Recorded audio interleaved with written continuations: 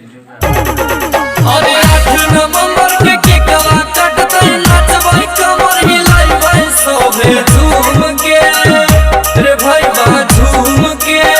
Music by DJ Vikas Sitamarhi, Shivangi recording studio Bihar Sharif. आज जिया तू हजारों साल जिया हमर भैया, सभे कोई देता बधाई। आज जिया तू हजारों साल जिया हमर भैया, सभे कोई देता बधाई। और जन्मदिन मुबारक माफिया रोशन भैया के, हमारो उमरिया लग जाए।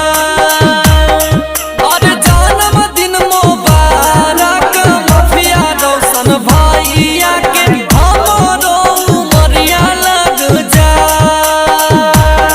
और सुखी सम्मान रहे कांचन शरीरिया, फुलवा नियन जिंदगी गमगमा। और जन्मदिन मुबारक माफिया रोशन भैया के, हमारो उमरिया लग जाए। और जन्मदिन मुबारक माफिया रोशन भैया के, हमारो उमरिया लग जाए। 8 नवंबर के केकवा कटतै नचबै कमर हिलाइबै सोभे झूम के रे भैया झूम के। अरे 8 नवंबर के केकवा कटतै नचबै कमर हिलाइबै सोभे झूम के रे भैया झूम के। अरे दुखवा बलैया छू के ना गुजरे, करहियो रब से दुहार।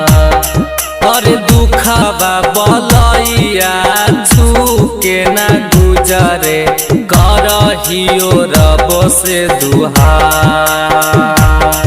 अरे जन्मदिन मुबारक रोशन तबाही के, हमारो उमरिया लग जाए। और जन्मदिन मुबारक रोशन तबाही के, हमारो उमरिया लग जाए।